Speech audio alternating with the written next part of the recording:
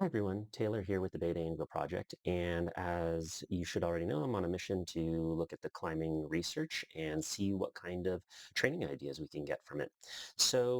I have recently been updating the Beta Angel Project's research inventory.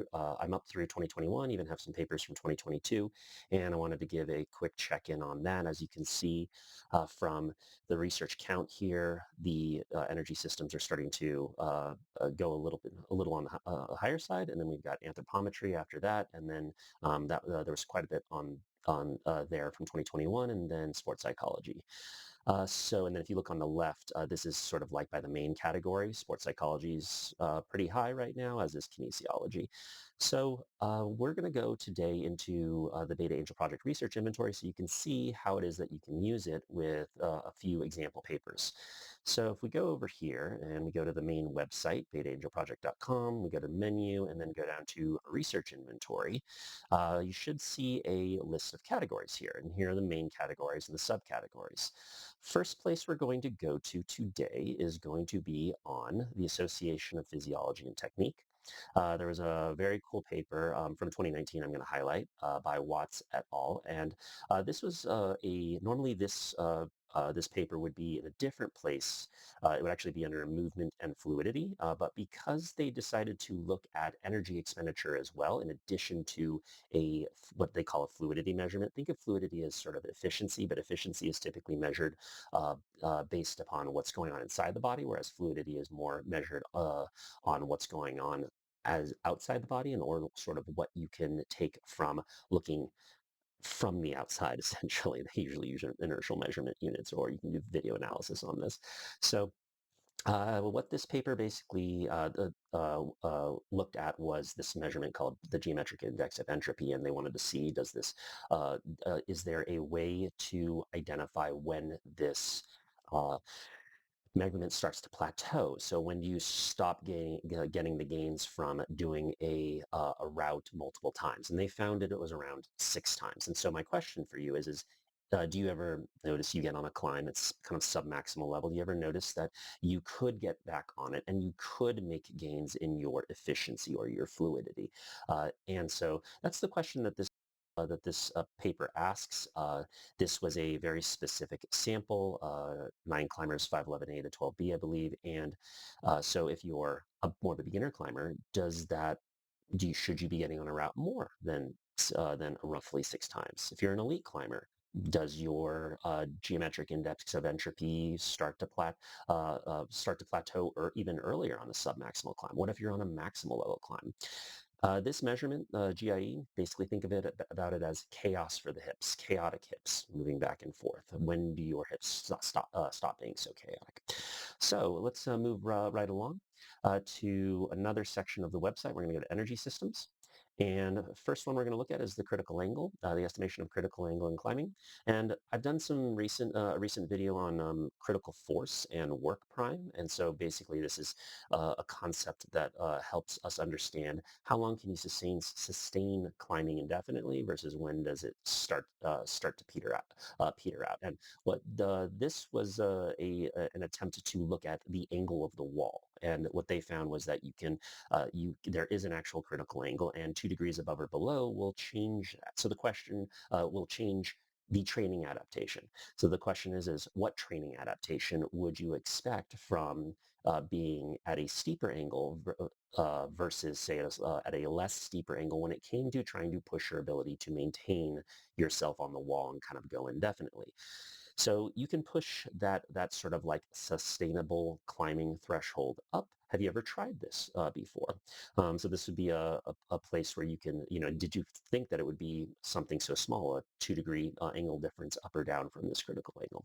So this is kind of an interesting paper. We're going to go to another one a little bit further down, the finger flexor occlusion threshold. This is one of those ideas that not a whole lot of people understand quite yet. Basically, at what percent of your maximum force does your musculature essentially choke off the blood supply within your forearms?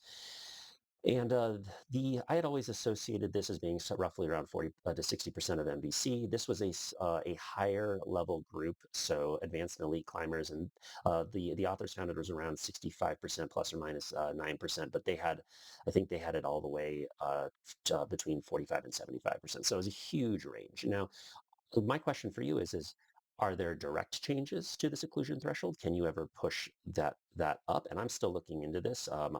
From what I've been able to gather so far, evidence does not look great. But at the same time, are there indirect measures? Can you get oxygen supply faster to the working muscle? Can you clear waste product faster? So this was obviously sustained contraction. So do intermittent contractions help in some way to be able to indirectly affect this, the impact of having an occlusion threshold? So those were the two papers I wanted to mention from energy systems. Now we're going to go to sports psychology. First one we're going to go to is the interaction of mind and body. I was appreciative of this paper, Psychophysiological Responses to Tread Wall and Indoor Wall Climbing in Adult Female Climbers. The Somebody I work with on the ICRA board, Dr. Kaya Langer, recently came out with a study looking at how well represented females are in climbing research, and the answer was not great. And so I was appreciative of the fact that Dr. Iji Balas and his team looked at just female climbers in this study, and what they essentially were looking at was the physiological response to climbing, to training near the ground versus training at height. And so my question for you is do you ever try to differentiate those? And so what they found was essentially that there's a huge range of how this impacted the female sample versus climbing at the ground versus climbing at height. So in other words, some individuals were able to it was roughly on par essentially, and others there was a huge difference. So do you ever try to differentiate those? Do you ever, if you're working on your head game, do you is that the best idea for you to train, say, your energy systems, or should you be differentiating that? So it's appreciative of this study. Next paper we're going to go into is youth specific climbing right up here. We've got a youth specific section, so those of you who work with youth can take a look at this section. So the question this asks is, hey, what is your attitude on campus boarding for youth, and does it differ from this sample that was surveyed? And so for those of you who didn't know, if you just had no idea that campus boarding has been a little bit contentious in terms of whether or not you should put a climber onto it due to the issues associated with growth plate fractures, you can get a little more information from this paper as to what your fellow coaches are thinking about in terms of putting a climber onto a campus board. Last place I'll go into is just because I think most climbers are interested in genetics. Is there a couple of new genetic studies on climbing that came out in, I think, 2020 and 2021. So feel free to go take a look. That's the whole purpose behind the Beta Angel Project Research Inventory. Is it's a quick, high-level overview, and then it's up to you to try to go into the paper or kind of start to discuss this with the overall idea with friends. So thanks very much. Leave a comment on any of these papers if you want me to go into anything a little bit more in depth. Can't guarantee I'll do it, but I will certainly listen, like, and subscribe to support the work. Thanks very much.